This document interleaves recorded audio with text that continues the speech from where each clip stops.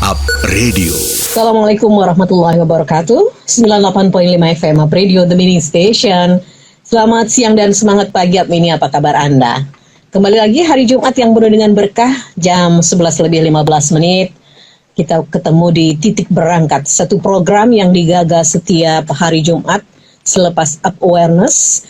Dan ini adalah kolaborasi Up Radio dengan Cycle Institute. Tentu saja bersama Kang Fuad Adi, beliau adalah penulis dan sekaligus founder dari Cycle Institute. Selamat siang dan Assalamualaikum Kang Fuad, apa kabar? Ya, Waalaikumsalam Mbak Santi, baik dan sehat. Alhamdulillah, lahir batin ya. Kalau lahirnya saja, batinnya tidak, berarti belum merdeka. Begitu ya Kang. Karena makin dulu. Ya, Anda bisa bergabung tentu saja melalui Instagram kami di Apradio SMG dan juga bisa melalui WhatsApp kami di 0878 333 400. Dan siaran ini bisa Anda simak selain melalui radio di frekuensi 98.5 FM, Anda juga bisa menyimak lewat live streaming kami di apradio.id serta Instagram Live Apradio SMG dan juga @fuadadi gitu. Kang, hari ini kita akan mengangkat satu perbincangan tentang janganlah kebencianmu menjadikan kamu tidak adil. Iya. Begitu ya? Itu upload. Saya juga lagi mikir. Oh, iya. Like and dislike itu kadang-kadang membuat kita berlaku tidak menguntungkan untuk semua pihak, termasuk diri kita juga merugi. Baik kan, sebelum nanti kita akan ngobrol banyak tentang ini, sebelum Kang Fuad menjelang Jumatan, ini betul-betul momen yang sangat luar biasa ya. Habis ini Kang Fuad Jumatan mendoakan kita semuanya dalam perbincangan ini, semoga bermanfaat. Kita simak dulu ya Kang, satu ilustrasi dari Kang Fuad tentang janganlah kebencianmu menjadikan kamu tidak adil dalam titik berangkat. Upmania, setiap perjalanan dimulai dari titik berangkat dan setiap yang dimulai akan menuju titik akhir. Titik berangkat merupakan ruang refleksi mengasah kesadaran untuk menilik rute perjalanan hidup yang sedang kita tempuh menjadi pengingat akan tujuan akhir kita. Inilah Titik Berangkat bersama Fuad Adi, founder Cycle Institute.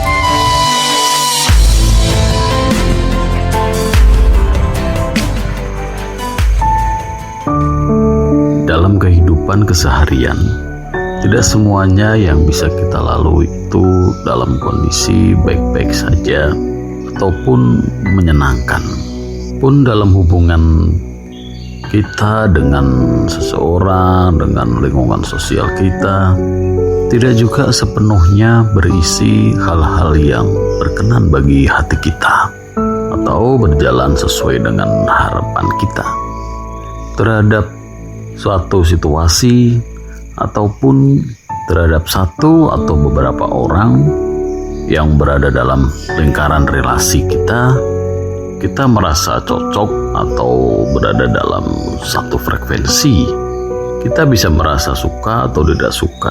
Kita bisa sependapat atau berbeda pendapat. Tetapi yang perlu kita sadari adalah apakah kita sudah cukup adil dalam menyikapi semua itu. Jika setiap orang sejatinya memiliki potensi untuk baik, potensi untuk berada dalam kebenaran, sementara diri kita pun punya potensi untuk salah dan berlaku tidak baik. Atau setidaknya saat kita menempatkan orang lain dengan versi dan cara mata kita memandang, kita pun tidak lepas dalam posisi yang sama, yang juga bisa dinilai dalam versi dan cara pandang orang lain. Melihat ini saya teringat sebuah nasihat. Janganlah kebencianmu menjadikan kamu tidak adil. Saya memaknai, apakah terhadap seseorang yang tidak saya sukai, saya masih bisa melihat secara adil terhadapnya. Apakah saat dia melakukan sesuatu yang baik, saya masih bisa melihat kebaikan itu? Atau saat dia mengatakan suatu kebenaran, saya juga masih bisa menilai bahwa dia itu benar? Barangkali bukanlah hal mudah untuk bisa menempatkan dan berbuat seadil itu. Tapi bayangkan jika kita berada dalam posisi sebagaimana kita melihat dan menempatkan orang lain itu. Kita tidak dipandang baik ketika melakukan kebaikan, dan kita tidak dinilai benar saat mengatakan kebenaran. Yes, itu tadi. Catatan saya sedikit, tapi nanti kalau ini salah harus diluruskan, tugasnya Kang Fuad ini. Soal menyenangkan atau tidak menyenangkan, soal suka atau tidak suka, apakah ini masuk dalam kategori relatif, Kang? Karena kan angle pandang setiap orang berbeda-beda, sehingga memiliki keunikan dan keterbatasan itu. Ya, dalam sisi soal bagaimana menempatkan kebenaran, bisa jadi kita memang butuh banyak sisi yang itu. Tapi ketika bicara soal suka tidak suka, itu ya ada sisi-sisi yang memang tidak kita pungkiri, subjektif kita itu juga kan berbicara kan. Dan bagi cocokan dan kita merasa berada dalam satu preferensi itu tidak kepada setiap orang kan bisa. Yeah. Ini realitas, sebuah realitas gitu. Dalam satu lingkungan terdekat kita, jadi kan lingkungan kerja misalnya ada 10 orang, gitu. Bisa jadi kita cocok pada 1, 2, 3 orang, gitu. Tapi kita tidak cocok dengan yang lain. Gitu. Ini faktornya bisa sangat subjektif. Gitu. Kalau faktor yang objektif mungkin pengukurannya kita bisa lebih jelas ya. Oh, karena kita kinerjanya tidak cukup baik, dia sering mengabaikan tanggung jawabnya misalnya, atau ukuran-ukuran yang sudah dipatok itu seringkali dia merasa itu lebih bisa diukur. Tetapi pada kecenderungan, apalagi kemudian bicara soal sisi rasa, kedekatan, itu hal yang tidak semuanya bisa diukur dengan mudah gitu. Yeah. Kecocokan itu kan bisa begitu saja hadir, atau kemudian setelah ada proses dialog yang cukup intens, kemudian menjadi ada proses saling mengenal gitu. Nah, apalagi kemudian sampai jatuh cinta, itu beda lagi. Yeah. Nah, kalau sudah tidak pada level cinta itu kadang rasionya semakin menurun kadang. Betul. Nah, di sinilah yang ujian bicara soal keadilan dan ketidakadilan dalam kita bersikap gitu kan. Terhadap seseorang yang kita sukai memang ada kecenderungan pemakluman kita bukan lebih banyak. Yeah. Nah, itulah makanya beberapa mekanisme kadang dibutuhkan di situ agar meminimalisir satu keputusan itu yang dominan dari sisi subjektif kita. Tapi kalau kemudian semuanya juga terukur, itu juga mengabaikan bahwa sisi manusia itu memang ada relasi yang itu, ada di subjektif, ada sisi emosional yang itu, ya harus dikelola juga. Kalau tidak nanti menjadi sangat atau kemudian menjadi sangat mekanis. Itu juga mengabaikan sisi kemanusiaan yang tidak hanya dari sisi rasio manusia itu juga. Yeah. Berarti ada sisi rasa yang perlu juga dikelola secara seimbang. Nah, yang perlu bagi saya gitu, kenapa ini juga pernah diperingatkan kan di Al-Quran itu juga sudah mengingatkan juga agar kita, kebencian kita itu jangan sampai membuat kita tidak adil, sama kan? Ini menjadi kita buta mata atau gelap mata terhadap seorang begitu kita tidak suka itu, karena kan ada begitu. Pokoknya apapun yang keluar dari dia itu salah, keting. Nggak ada benarnya. Iya, betul. Nah, itu bukan hal yang mudah. Kita bisa meminimalisir diri, mengelola diri kita itu melihat objektif terhadap seseorang yang kita benci. Meskipun benci itu bukan sesuatu yang baik, kecuali membenci keburukan itu berbeda. Nah, barangkali aja itu disarankan membenci keburukan. Nah, meskipun kita bisa belajar dari hal yang buruk untuk tidak kita ikuti. Nah, yang berat itu justru kepada diri kita. Kita itu bisa itu. Menurut saya sih ini yang perlu kita perjuangkan.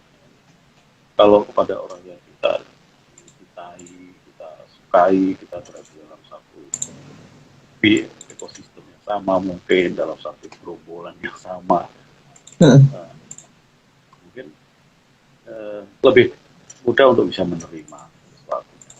Tapi jangan salah, dalam titik kedekatan itu, begitu kemudian kita itu dikecewakan misalnya, itu juga tiba-tiba bisa balik arusnya bisa lebih dahsyat lagi gitu. Nah, melahirkan sebuah dendam gitu, yang akhirnya makanya ada istilah panas tahun bisa dihapus dengan hujan sehari misalnya. Artinya kadang begitu kita sudah dikecewakan dengan berat, kemudian melupakan sekian kebaikan yang itu justru lebih lama, lebih sering kita dapatkan. Itulah mungkin itu sebagai PR keadilan kita. Saya kira itu sih, Pak. Nah, ini bagaimana caranya bisa menempatkan sebuah rasa adil atau keadilan itu sendiri ya dalam situasi hubungan sosial yang seperti ini, Kang? Tadi memang susah ya, Kang, begitu. Baik ya, makanya ada pepatah yang bilang nila setitik merusak sebelanga, itu kan begitu ya, Kang ya. Jadi dan itu imbasnya masih sampai sekarang ya, sehingga kita tidak melihat sesuir kebaikan pun yang sudah dia lakukan. Bagaimana, Kang, untuk bisa melatih kita menempatkan sebuah adil dalam suasana hati yang seperti ini? Kalau bagi saya sendiri sih mencoba untuk bisa selalu menempatkan diri, mengasah dirilah. Ajaran-ajaran begini kan sudah banyak disampaikan gitu, bahwa kalau tidak mau menyakiti ya jangan disakiti. Artinya keseimbangan kita menempatkan diri, keseimbangan kita menempatkan orang lain dalam diri kita itu menjadi latihan yang memang mesti sering dilakukan. Tidak mudah ya, tapi setidaknya kalau itu kemudian menjadi kebiasaan, ya tercapainya justru insya Allah akan lebih mudah. Nah, kembali lagi ke soal menempatkan bahwa setiap orang itu punya potensi baik, punya potensi benar. Sama, kita pun juga begitu. Nah, ketika kemudian kita bisa berada dalam keseimbangan semacam itu, kita tidak akan mudah terburu untuk baper, kemudian mutung gitu kan misalnya. Nah, karena hari ini mungkin kita merasa kecewa dengan seseorang karena dan ini yang perlu kita pahami dari berrelasi dengan beberapa orang, berorganisasi, belajar membangun satu kesepakatan dengan beberapa mitra misalnya. Nah, yang perlu kita sadari, saya ingat nasihatnya Al-Ghazali gitu, bahwa pada dasarnya watak manusia itu dia lebih mencintai dirinya sendiri. Oh. Ya kan? Nah, artinya kenapa seringkali yang terjadi begitu kita berjalan atau kita bermitra atau kita berteman gitu. Nah, seringkali kan pada satu titik ketika saya membutuhkan teman saya atau kemudian nah, tiba-tiba teman saya tidak bisa Ya. karena kan ada kepentingan dia yang itu lebih diutamakan misalnya. Atau kalau begitu mungkin lebih bisa dipahami. Oke, kamu punya kepentingan, saya punya kepentingan, kamu bisa berjalan sendiri. Tetapi kadang-kala dalam sebuah sesuatu yang sudah kita sepakati, ya kan? Tapi begitu ini berjalan, di tengah-tengah itu ada persoalan yang ternyata kepentingan saya merasa dirugikan atau kemudian saya harus mendahulukan kepentingan saya, saat itulah titik potensi untuk terjadi sebuah konflik kan, atau kemudian muncul persoalan. Nah, karena orang ya kecenderungan ini juga menjadi manusiawi, nyatanya sudah diperingatkan gitu loh. Nah, disitulah kadang muncul ketidakadilan itu bisa lahir dari ketika orang membutuhkan Anda untuk kepentingan dia, lalu orang tersebut tidak siap atas konsekuensi saat Anda membantu dia. Nah, itu kan menjadi berat. Di sinilah kenapa kita perlu pandai-pandai menempatkan diri untuk bisa menyikapi yang itu nantinya sebetulnya kembalinya ke diri kita sendiri juga. Kalau kita tidak bisa mengelola dan memahami, menempatkan orang yang ternyata potensi begitu, sehingga kita larut dalam sebuah kebencian itu energinya lebih cenderung menjadi merusak ke diri kita sendiri akhirnya kan. Nah, itu jadi kenapa bersikap adil itu menjadi penting, sebetulnya kembalinya kepada diri kita. Begitu kita bisa menempatkan. Maka kalau para kaum sufi bilang itu begitu hati terpenuhi oleh cinta, maka yang muncul adalah kasih. Gitu. Nah, kalau level kasihnya itu menjadi lebih besar kan. Nah, karena isinya benci tentu sudah negatifnya sudah ada lebih banyak. Itu kalau hati kita dipenuhi dengan kita gitu ya Kang ya. Jadi kan sebetulnya balik lagi semuanya ke dalam diri kita ya Kang Fuad ya. Jadi memaklumi, memakfumi itu menjadi sebuah ekspektasi yang bisa dimainkan ya kepada orang lain, karena ukurannya tadi kalau Kang Fuad bilang kan coba kita mengaca atau merefleksi diri. Nah, kadang-kadang sudah Kang kita berusaha untuk melihat bagaimana niat dia gitu ya kan. Kita selalu bilang bahwa setiap orang itu punya niat yang baik sebetulnya ya. Tapi dalam sebuah perjalanan kan hunus kita tidak tahu. Nah, ketika melihat kembali ke niatnya,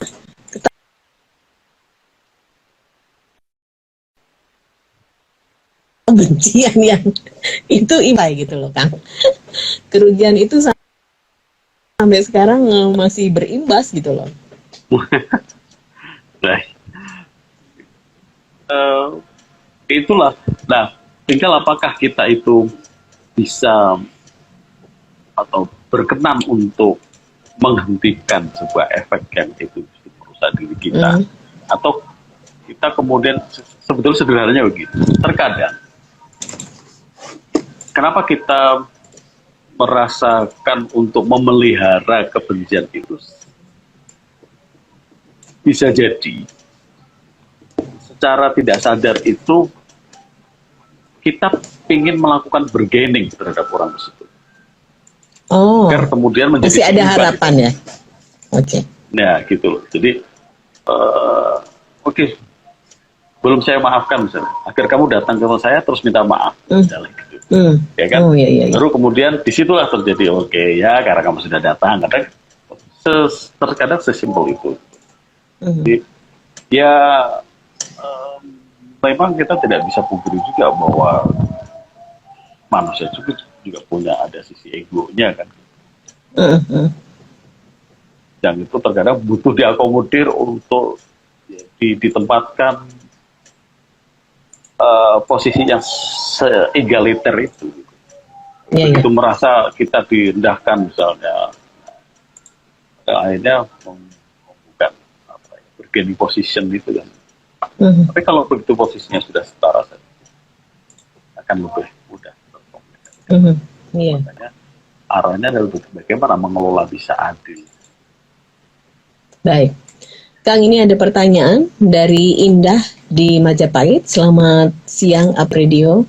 Pak Fuad, kebencian kita memang sebagai manusia biasa tidak luput dari sebuah crash dengan siapapun dalam berhubungan. Yang ingin saya tanyakan, saya sudah memaafkan Pak, tapi orang itu selalu membuat luka dan ada-ada saja yang kembali lagi membangkitkan kebencian itu. Saya pengen berbuat adil untuk menempatkan dia sama dengan teman-teman yang lain. Tetapi dia sendiri yang sikapnya tidak pernah berubah. Apakah saya harus memutus hubungan dengan dia sebagai temannya? Ataukah seperti apa idealnya Pak Fuad? Terima kasih Indah. Ya, kalau menurut saya sih yang perlu diputus adalah impact ya.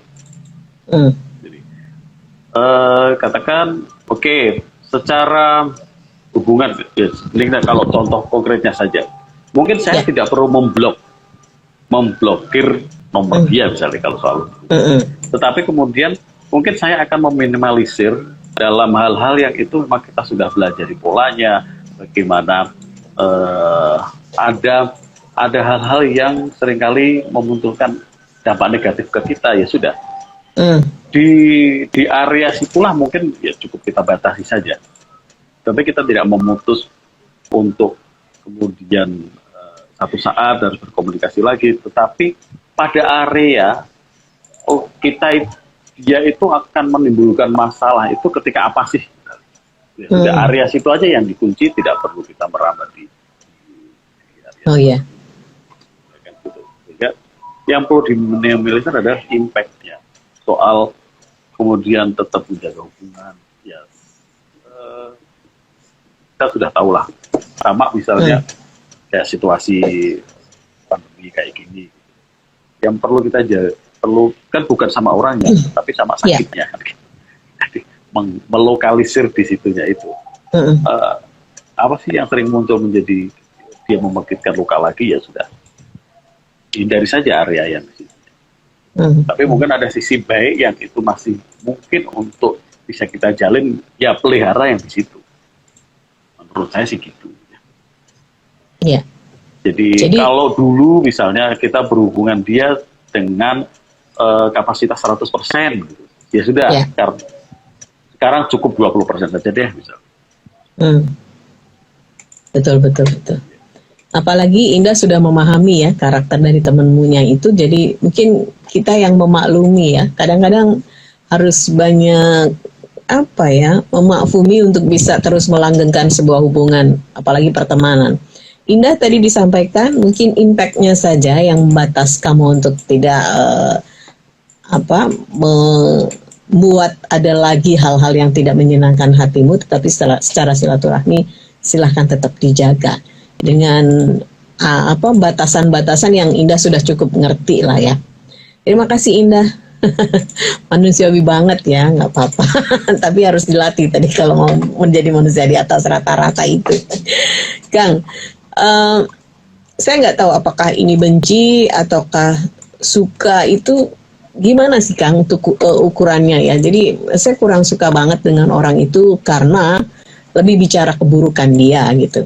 Tetapi kan ada yang disampaikan bahwa sesuatu yang buruk itu masih bisa berubah untuk baik. Nah ini iya Kang?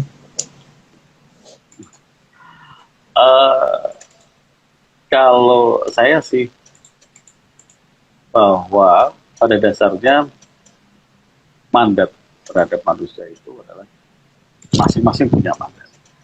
Kemudian masing-masing juga punya hak untuk bertumbuh. Ya. Nah, maka pilihan saya sih, sejauh kemudian orang tersebut memang membantu, memberikan kontribusi, atau kemudian bisa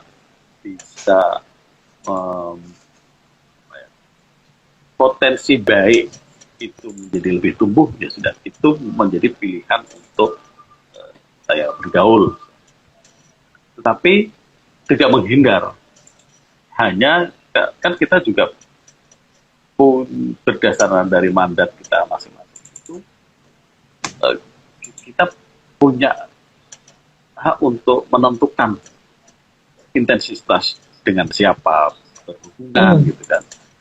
Bukan untuk membenci seseorang secara mutlak gitu sih, tapi secara proporsional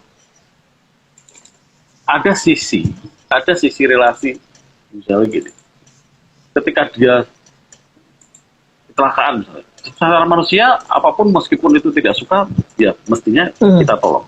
Atau ketika dia sakit butuh obat, ketika kita mampu ya kita carikan obat, di sisi kemanusiaan. Saya pikir begitu. Tapi bahwa kemudian ketika saya punya rencana sesuatu, saya ingin membangun sesuatu, apakah harus sama dengan dia? Tidak harus juga gitu. Artinya proporsi antara human relation yang itu semua orang itu punya potensi baik tetap kita lakukan, tapi bahwa ada porsi yang memang pas kita bekerja sama atau kemudian kita merawat hubungan. Nah, saya pikir penataan dan pengelolaan inilah yang perlu kita lakukan gitu. Jadi bahkan kan kalau ada petuah itu yang terbaik itu adalah perkara yang terbaik adalah di tengah-tengahnya. Itu artinya kan keseimbangan. Benci jangan benci banget, ini jangan banget. Hal yang overdosis itu cenderung tidak baik. Kan bisa jadi hari ini kita sangat benci sama seseorang itu, atau kita tidak suka sama orang itu. Tiba-tiba di lain hari kita mau nggak mau masih berhubungan sama dia. Kalau kemudian kita tidak terbuka terhadap potensi baik banyak orang, akhirnya justru kita yang menutup diri. Nah, kebencian itu membuat kadang kita tidak adil sama diri kita. Tidak adilnya apa? Seharusnya kita itu bisa terbuka kepada orang itu, kenapa kita kemudian menjadi menutup diri? Atau pokoknya orang gitu loh. Kalau sudah titik itu susah ya Kang ya. Itu yang agak berat ya. Padahal titik berangkat itu masih banyak perjalanannya ya Kang ya. Baik Kang, ini ada iya benar. Ini ada Yunus nih, kita buka dulu WhatsApp dari Yunus dari 0815565 sekian. Pak Fuad dan Mbak Santi selamat siang. Saya Yunus dari mana nih? Mana nih? Nggak tahu ya. Pokoknya disingkat. Kalau lain kali enggak. Wonoringo bukan. Oke. Saya ingin bertanya kepada Pak Fuad. Bagaimana kita membuat keseimbangan dalam menjalin hubungan antara persahabatan dan keluarga, sehingga kedua-duanya bisa berjalan dengan adil. Karena pasangan saya kurang begitu suka saya bersahabat dengan sahabat saya. Dianggapnya karena sahabat saya ini membawa dampak yang kurang baik dalam kepribadian saya. Terima kasih. Ini mulai curhat nih. Terima kasih Pak Yunus. Mudah-mudahan hari ini ada pencerahan yang bisa didapatkan ya, sehingga ada sebuah pandangan dari Kang Fuad mungkin yang bisa memberikan invest kepada Anda. Silakan Kang. Iya, pasti kita telusuri dulu. Apakah kemudian dampak negatif dari persahabatan itu memang secara objektif atau bisa terlihat secara nyata memang ada hal-hal negatif. Nah, problemnya adalah negatif ini apakah karena persepsi yang berbeda sehingga itu diterjemahkan menjadi negatif, atau memang secara universal misalnya, atau secara ukuran-ukuran umum ini memang menjadi negatif gitu. Nah, ini kan perlu ditelusuri dulu juga gitu. Karena ya apapun kita dengan pasangan kita juga, kenapa butuhnya harmonisasi kan. Maka Ya. ada sisi beda, Bang. Ada sisi beda yang itu melihat sesuatu. Bisa bagi saya baik, mungkin istri saya melihat tidak cukup baik. Tetapi ketika itu adalah persoalan persepsi, ya harus diletakkan bersama, dilihat bersama dulu. Gitu. Tapi kalau secara umum, di mata umum ini kok memang sudah bisa kita lihat sebagai sesuatu yang negatif, ya mestinya dihindari. Nah, bukan untuk memutus persahabatan, tapi tentu itu tadi ada prioritas-prioritas yang secara nyata terkadang kita memang ditempatkan untuk memilih gitu, tentukan mana yang lebih prioritas. Dan mana sih yang itu lebih menjadi tanggung jawab Anda. Bagi saya mungkin ukuran prioritasnya di situ. Ya. Ketika itu tanggung jawab Anda itu lebih besar di situ, maka ya mestinya itu yang menjadi pilihan prioritasnya. Gitu. Nah,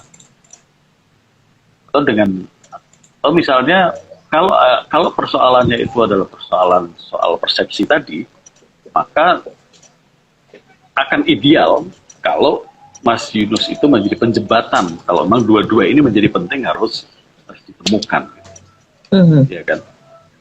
Nah, penjembatan, bagaimana bisa menerjemahkan apa yang ada dipahami oleh istri, tapi juga harus bisa menerjemahkan apa yang sahabat ini pahami. Nah, kalau memang dua-duanya ini menjadi penting, ya bagaimana itu kemudian Mas Yunus menjadi penjembatan di antara kedua ini.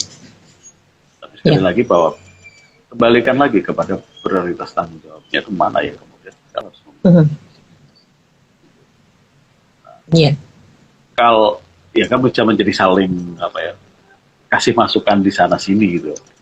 Sini kasih masukan, oh ini lo maksud sahabatku itu begini. Oh terus bisa juga kalau memang sahabat, sejauh saya mengetahui mestinya lebih mudah untuk bicara apa adanya.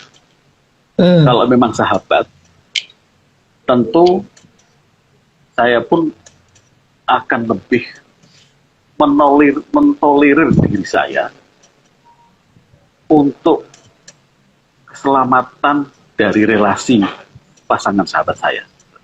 Jadi kalau memang sahabat bisa menempatkan di situ, ya kan? Iya. Jadi menurut saya gitu. Jadi dari sisi sahabat pun mestinya bagi saya akan bisa tetap menempatkan sahabat saya itu sebagai sahabat kalau dia juga ada porsi yang itu cukup memahami saya. Kalau itu sudah tidak bisa, ya apakah ini masih bisa dikatakan sebagai sahabat? Kan mesti ada proses lita'arofu. Lita'arofu itu untuk saling mengenali. Nah, saling mengenali itu kemudian lanjutannya adalah ada toleransi. Menjadi sepaham. Iya. Jadi tadi tanggung jawab prioritas itu menjadi penting juga ya Kang, karena ini keluarga ya, bicara soal pasangan itu kan tanggung jawab Pak Yunus. Pak Yunus menjelaskan ini, WTR Mongen CD itu Walter Mongen CD Kang alamatnya. Oh, jangan disingkat Pak. Nah, akhirnya Pak Yunus mengakui bahwa selalu salah sikap di mata pasangan saya, sahabat saya ini. Karena terus terang saya sudah bersahabat sejak lama dengan sahabat saya ini sejak SMP sampai sekarang masih terus berhubungan. Tapi tadi pasangan saya tidak suka karena sahabat saya perempuan. Nah, mulai Pak Yunus ya ini. Ya biasanya kalau ini nggak curhat ya, maksudnya lain jenis itu akan ya Pak Yunus lebih paham lah ya bagaimana istri Anda apalagi sudah menikah berapa tahun gitu ya Pak ya. Mungkin kira-kira begitulah ya Pak Yunus ya. Terima kasih untuk WhatsApp-nya. Ada tambahan Kang ini. Karena sahabatnya perempuan Kang. Ini Bang.